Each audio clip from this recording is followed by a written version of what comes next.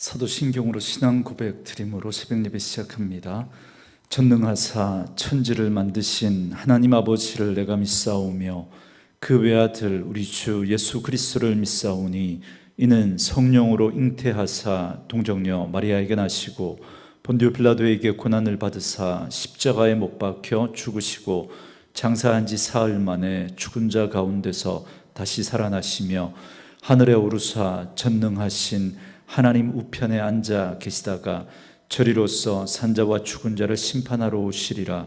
성령을 믿사오며 거룩한 공회와 성도가 서로 교통하는 것과 죄를 사하여 주시는 것과 몸이 다시 사는 것과 영원히 사는 것을 믿사옵나이다. 아멘. 이 아침에 우리에게 주시는 하나님의 말씀은 갈라디아 3장 19절에서 29절 말씀까지, 갈라디아서 3장 19절에서 마지막 29절 말씀까지입니다.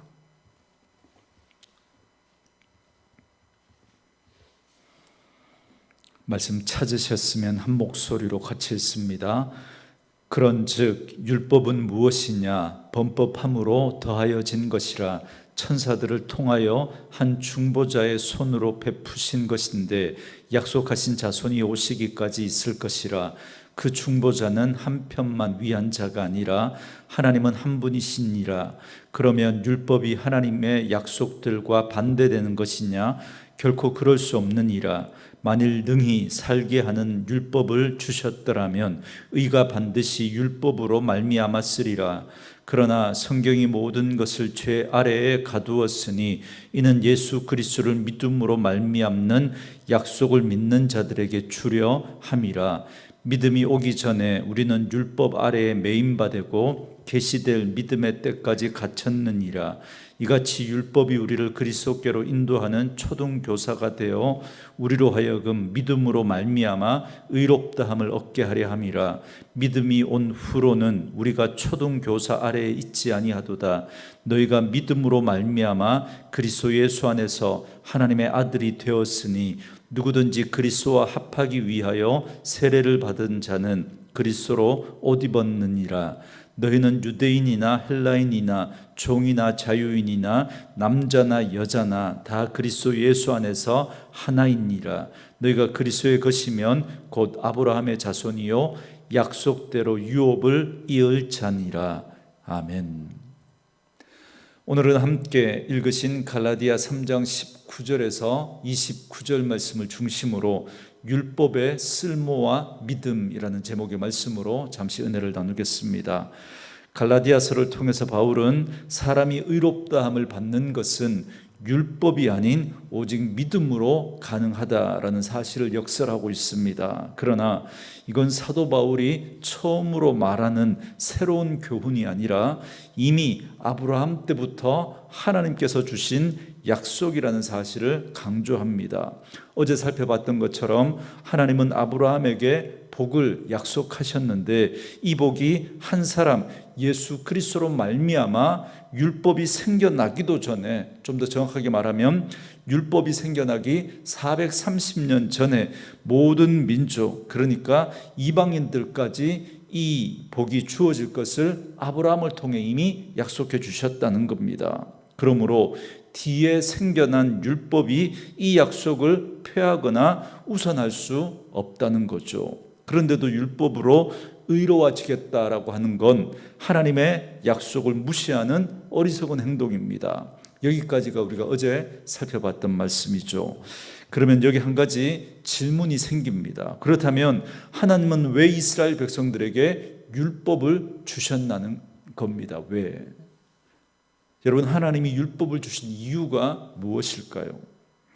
지금까지 말씀으로만 보면 율법은 차라리 없는 게 더 낫겠다, 그런 생각 드시지 않습니까? 율법은 우리를 구원하기는커녕 오히려 우리를 저주 아래 놓이게 만든다 그랬잖아요. 그런데 하나님은 왜 그 율법을 주시냐는 거예요. 쓸모없는 것처럼 보이는. 그럼에도 불구하고 하나님이 우리에게 율법을 주셨단 말이죠. 그렇다면 하나님이 율법을 주신 분명한 이유가 있지 않겠습니까? 그래서 바울은 이제 그 이유를 설명합니다. 19절 말씀에 그런즉 율법은 무엇이냐? 범법함으로 더하여진 것이라 천사들을 통하여 한 중보자의 손으로 베푸신 것인데 약속하신 자손이 오시기까지 있을 것이라 그럽니다. 여기 보시면 율법은 범법함으로 더하여진 것이다 그럽니다. 그러니까 하나님이 율법을 주신 이유는 우리 인간의 범죄 때문이라는 겁니다. 그리고 여기 천사를 통해서 한 중보자의 손으로 베풀어졌다라고 하는 말은 하나님이 모세에게 이 율법을 가르쳐 주셨다라는 말입니다. 그리고 그렇게 주어진 이 율법은 약속의 자손, 그러니까 예수님이 오시기까지만 있을 것이다, 그렇게 말씀합니다. 자, 이 말씀에 따르면 율법이 하는 일은 죄를 알도록 하는 일입니다. 왜요? 만일 율법이 없었다면 우리는 죄가 무엇인지도 몰랐을 것이기 때문에 그렇습니다. 그렇지 않겠습니까? 이게 죄인지 아닌지 무엇으로 분별할 수 있겠습니까? 기준이 없으니까 알 수가 없는 거죠. 그래서 하나님은 율법을 주셔서 그렇게 그들이 무엇이 죄인지, 무엇이 하나님이 기뻐하시지 않는 것인지 그걸 알려주시는 거예요. 그러니까 율법을 주신 목적은 기준을 하나님께서 명확하게 하시겠다는 겁니다. 무엇이 죄인지, 무엇이 하나님이 원하시는 것인지 분명히 알 수 있도록 기준을 우리에게 주시기 위해서 율법을 주셨다라는 거죠. 자, 그렇다면 율법에 주어진 목적이 우리의 범죄 때문에 죄에 대한 기준을 알려주기 위해서 주신 것이라면 이제 이 율법과 하나님의 약속과의 관계에 대해서 우리가 좀 명확하게 알아야 하지 않겠습니까? 그래서 이제 바울은 율법과 하나님의 약속들과의 관계에 대해서 말씀합니다. 21절 말씀에 그러면 율법이 하나님의 약속들과 반대되는 것이냐? 결코 그럴 수 없느니라. 만일 능히 살게 하는 율법을 주셨더라면 의가 반드시 율법으로 말미암았으리라 그럽니다. 바울의 대적자들은, 그러니까 유대 율법주의자들이죠. 그들은 바울에게 하나의 문제를 제기합니다. 바울아, 당신의 말대로라면 율법이 하나님의 약속과 반대된다는 말이냐? 지금 이렇게 묻고 있는 겁니다. 여기에 대해서 바울은 단호하게 결코 그럴 수 없느니라 대답합니다. 율법은 분명히 약속을 이룰 수 없고 생명을 줄 수 없습니다. 그래서 만일 능히 살게 하는 율법을 주셨더라면 의가 반드시 율법으로 말미암았을 것이다, 이렇게 말합니다. 무슨 말이냐면 유대 율법주의자들은 율법을 잘 지켜서 하나님의 약속을 성취할 수 있다고 알고 있었지만 그러나 그건 잘못된 생각입니다. 만약 그럴 수 있었다면, 율법을 지켜서 하나님의 약속을 성취할 수 있었다면 의는 무엇으로 말미암는 것입니까? 율법으로 말미암는 거죠. 왜요? 우리가 율법을 지켜서 의를 이루면 되니까. 그렇지만 그 율법을 다 지킬 수 있는 사람은 아무도 없습니다. 그러므로 율법으로는 우리가 하나님의 의에 이룰 수가 없습니다. 그러므로 의를 이루는 유일한 길은 오직 예수님을 믿는 믿음으로만 가능한 거죠. 율법으로는 의를 이룰 수가 없습니다. 그리고 그 의를 이룰 수 없다는 말은 생명도 줄 수 없다는 말이거든요. 그러니까 유대인들의 생각처럼 율법은 처음부터 사람을 의롭게 하거나 생명을 얻도록 하기 위해 하나님께서 주신 게 아니라는 거예요. 단지 그 율법은 죄가 무엇인지, 하나님이 원하시는 것이 무엇인지를 알려주시기 위해서 주어진 것입니다. 여기에 대해서 바울은 22절 이하에서 좀 더 자세하게 설명을 하고 있습니다. 율법은 우리에게 생명을 주지는 못하지만 그러나 율법은 우리의 죄성과 우리의 영적 무능력을 알게 하는 것에 무능력을 알려주는 그 역할을 하는 것임을 설명해 줍니다. 여기에 대해서 22절에서 이렇게 말하죠. 그러나 성경이, 여러분 여기서 성경은 아직 이 신약이 완성되지 않은, 그러니까 구약의 율법을 말하는 거예요. 그래서 성경이 모든 것을 죄 아래 가두었으니 이는 예수 그리스도를 믿음으로 말미암는 약속을 믿는 자들에게 주려함이라 그럽니다. 여러분, 성경이 모든 것을 죄 아래 가두었다라는 말은 바로 율법이 하는 역할을 말하는 겁니다. 그러니까 율법은 우리를 죄 아래 가둔다라는 겁니다. 여러분, 이 말은 율법이 우리를 죄짓게 한다 이 말이 아니라 죄 아래 놓여 있는 우리의 모습을 깨닫게 한다는 겁니다. 왜요? 율법은 잣대거든요. 기준이거든요. 그러니까 이제 기준이 생겼으니까 내가 그동안 죄 아래 있었구나, 이걸 깨닫게 되는 겁니다. 그러므로 이렇게 율법은 죄를 알게 하고 그 죄 아래에 있는 우리의 죄성을 깨닫게 하는 역할을 하는 겁니다. 그래서 이어지는 말씀에 뭐라 그러느냐면 예수 그리스도를 믿음으로 말미암는 약속을 믿는 자들에게 주려함이다 그럽니다. 여러분, 말씀드린 것처럼 우리는 율법을 통해서 우리의 죄성을 알게 되고 또 율법을 다 지킬 수 없는 우리의 한계를 깨닫게 됩니다. 그러니 우리는 도저히 구제불능이라는 사실, 우리는 우리의 힘으로 도저히 구원받을 수 없다는 사실을 깨닫게 됩니다. 그래서 그 무엇으로도 구원받을 수 없다는 사실을 우리는 깨닫게 되는 거죠.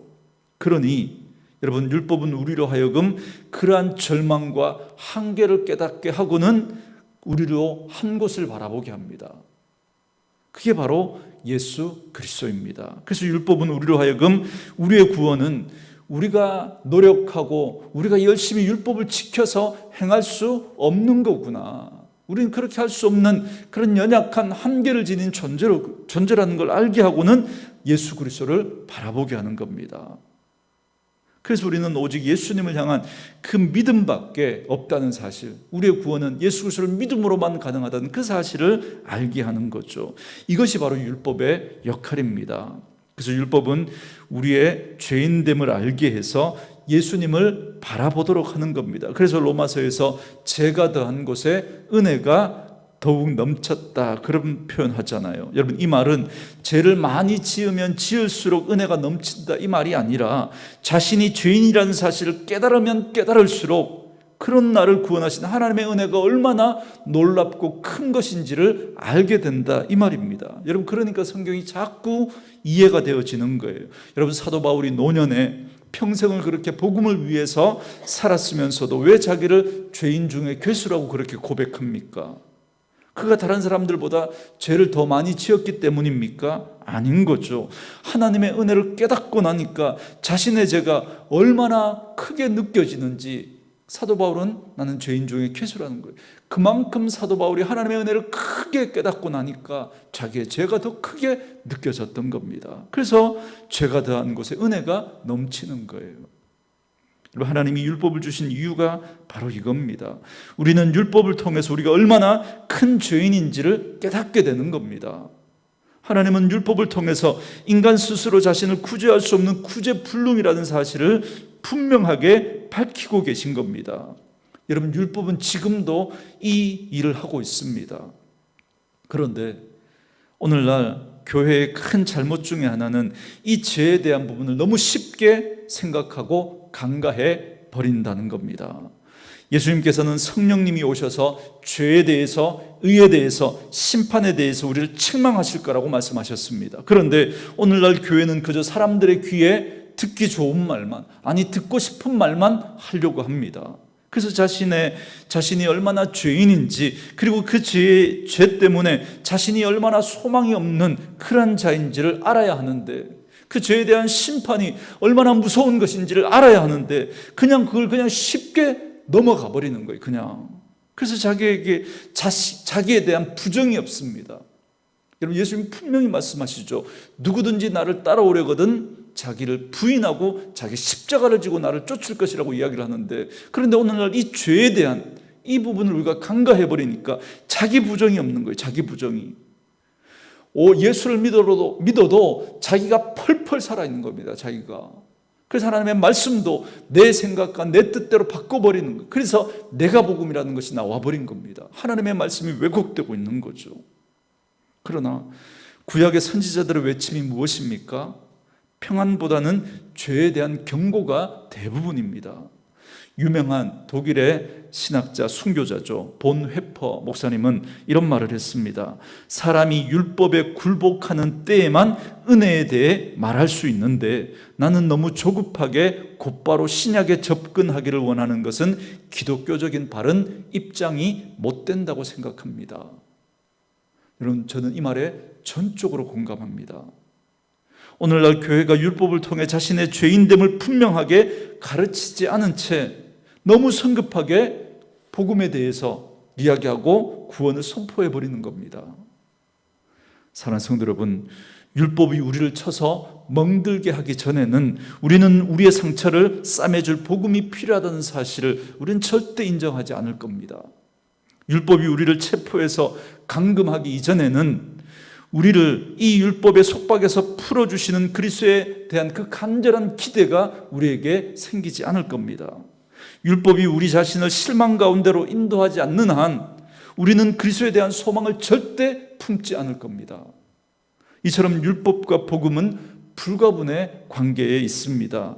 율법은 우리 심령의 죄라고 하는 병이 얼마나 심각한 것인지를 발견하도록 진단하는 그 역할을 하는 거예요. 그리고 나서 복음은 이 죄의 병을 치료하는 역할을 해주는 거예요. 진단 없이 여러분 그 죄에 대한 치료가 어떻게 있을 수 있습니까? 자기가 죄인이라는 사실을 제대로 모르니까. 그러니까 이 복음이 나를 만질 수가 없는 거예요. 나를 바꿀 수가 없는 거죠. 여러분, 그래서 십자가를 통과하지 않는 한 여러분, 복음은 복음이 아닙니다. 십자가를 통과해야 한다는 것 제가 설명해 드렸죠. 자신의 죄를 깨닫고 자기를 부정하는 겁니다. 자기의 한계를 깨닫고 자기에게 대해서 절망하는 겁니다. 그래서 난 예수 없으면 안 되는구나, 난 예수 없으면 못 사는구나, 이 사실을 정말 절절히 깨닫는 그 사람이 정말 십자가를 통과한 사람입니다. 여러분, 죄를 절대 그냥 쉽게 넘어가면 안 됩니다.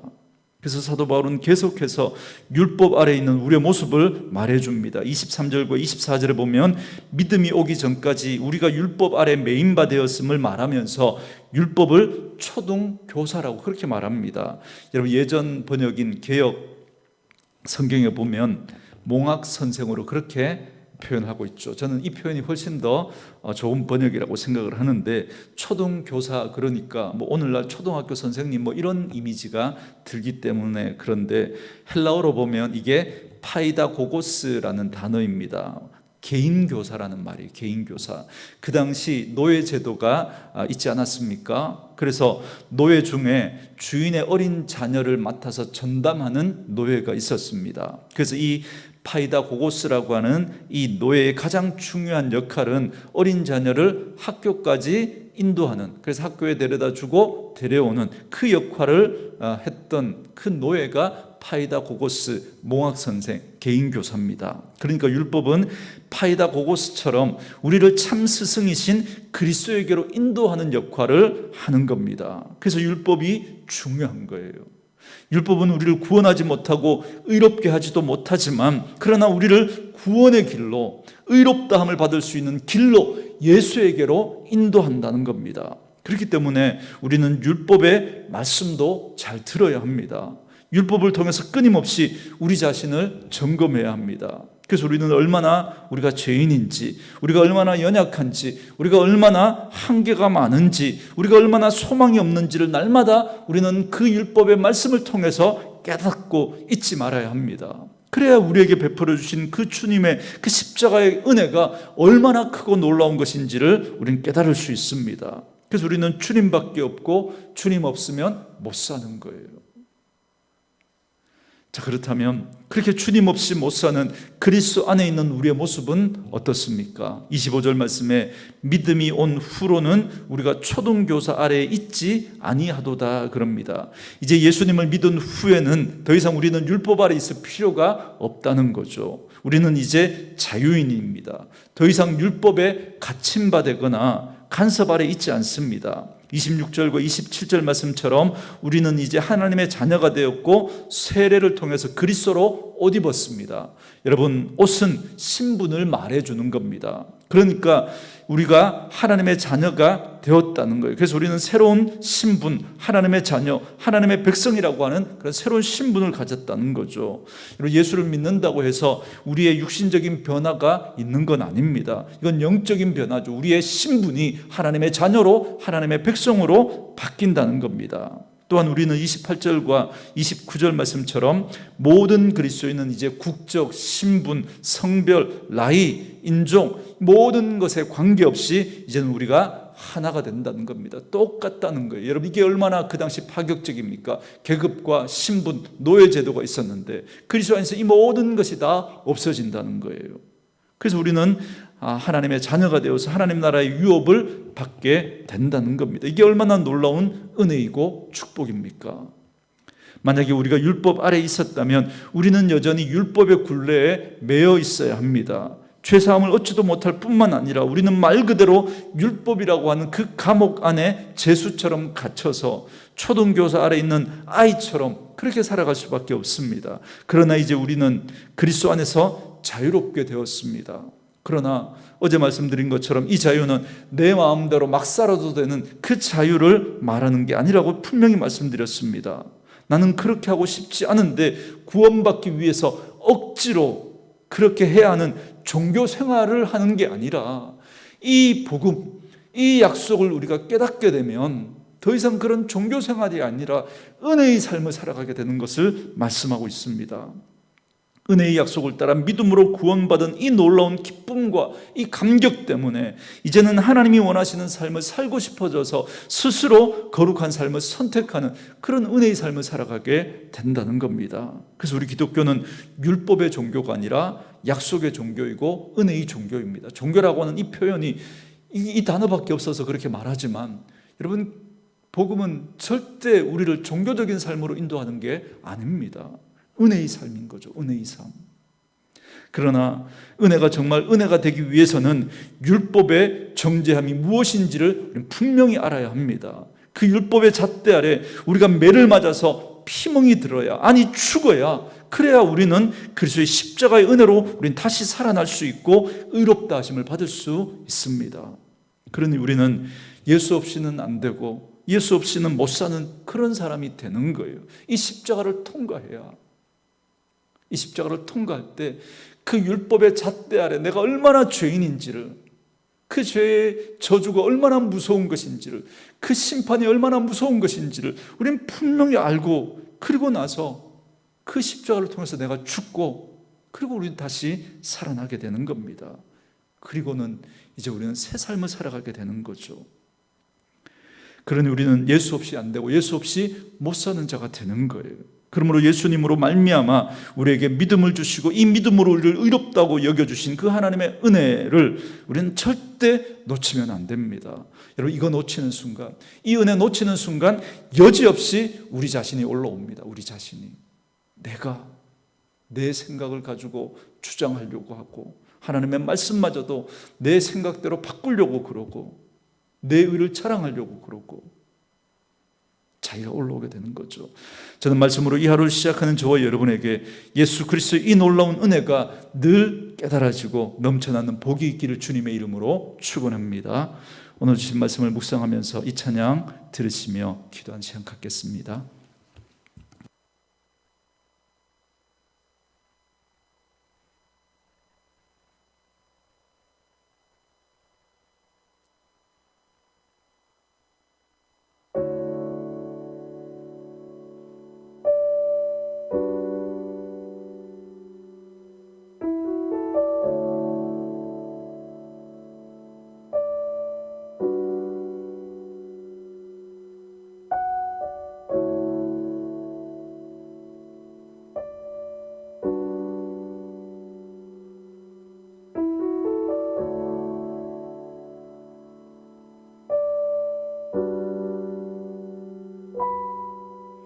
같은 길에서 다른 계절을 만나고 기쁨 슬픔 반복되는 모든 시간 속에서 주님을 바라보네. 같은 길 위에 나의 계절을 아시고 근심 평안 공존하는 모든 상황 속에서 주 나를 살피시네. 하늘에 닿아도 주님밖에 없고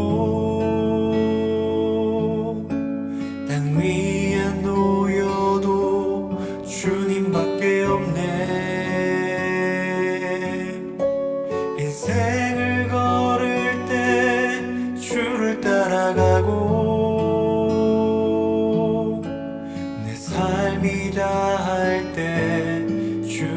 곁에 있네.